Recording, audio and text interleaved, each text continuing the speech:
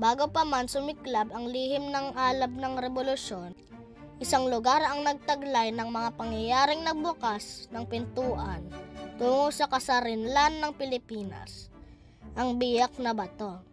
Isang yugto ng kasaysayan na puno ng tapang at pagnanasa para sa kalayaan. Kasama niyo ako, si Elijah Maciel Villaflores, sa pag-alam at pagsalaysay ng mga yugto ng Biak na Bato.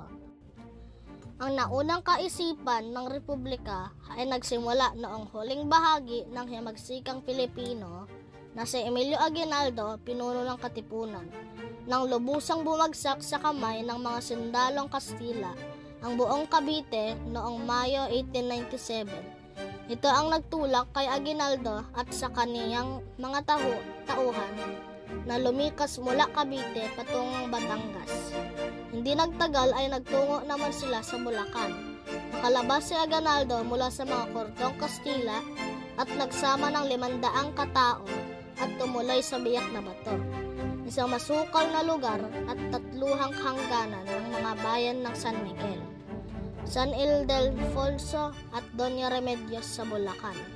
Doon ay nakipagkita si Aguinaldo sa iba pang mga manghihimagsik mula sa iba't ibang bahagi ng gitnang Luzon.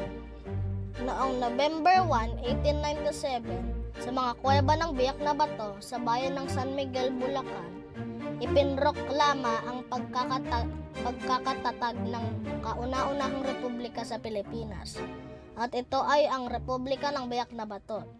Ito ay matapos ratipikahan ang saligang batas nito, na siyang kauna-unahang saligang batas ng ating bansa, na isinulat nina Felix Ferrer at Isabelo Artacho. Hinalaw at halos kinopya nila ang saligang batas ng Biak na Bato sa saligang batas ng mga revolusyonaryo sa Cuba, ang Dahimaguayo Constitution. Dahil sa pagkakapareho ng sentimentyo ng dalawang bansa na nais makalaya mula sa pananakop ng Espanya, nakasaad na nasabing konstitusyon ang mga hinihingi ni General Emilio Aguinaldo at ang mga revolusyonaryo na sa pamahalaang Espanyol sa Pilipinas.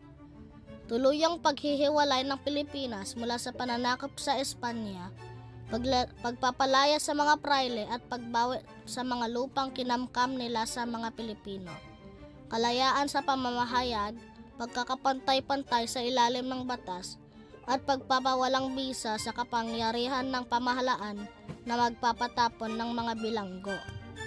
Sa unang pagkakataon, ipinahayag ng konstitusyon ng Biak na Bato na ang wikang Tagalog ang siyang magiging pambansang wika ng ating bansa. Sa bagong republika, itinalaga ang kataas-taasang kapulungan bilang pinakamataas na konseho na mamamahala.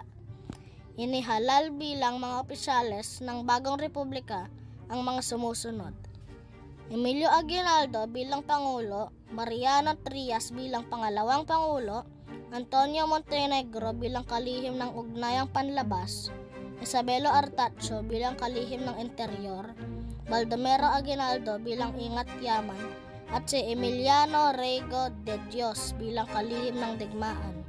Ngunit ang republikang ito ay nagtagal lamang ng 1 buwan dahil naudlot ito ng isang kasunduang pangkapayapaan na nilagdaan ni Aguinaldo sa pagitan ng mga Katipunero at sa Kastilang Gobernador General Fernando Primo de Rivera. Ito ang tinatawag na The Pact of Biak na Bato o ang Kasunduan sa Biak na Bato. Noong Desyembre 14, 1897, ang kasunduan ng Biak na Bato ay nilagdaan ni General Emilio Aguinaldo at Gobernador General ng Espanya na si Fernando Primo de Rivera upang pansamantalang itigil ang armadong tunggalian sa pagitan ng mga Pilipino at Kastila. Si Don Pedro Alejandro Paterno ay hinirang ng Espanyol na Gobernador General bilang tanging tagapamagitan sa pagtalakay sa mga tuntunin ng kapayapaan. Batay sa kasunduang ito, ang pamahalaang Espanya ay magbabayad ng 800,000 Mexican peso sa 3 bigayan bilang kabayaran sa mga Pilipinong biktima ng digmaan. Ngunit mayroong kondisyon ang mga Kastila rito. Una, 400,000 Mexican peso kapag pumunta si Emilio Aguinaldo sa Hong Kong at papatigil ang Rebolusyong Pilipino. Pangalawa, 200,000 Mexican peso kapag ang naisuko ang naglalagpas sa higit 700 sandata. Pangatlo, 200,000 Mexican peso kapag ipinahayag ang pakalahating amnestisya.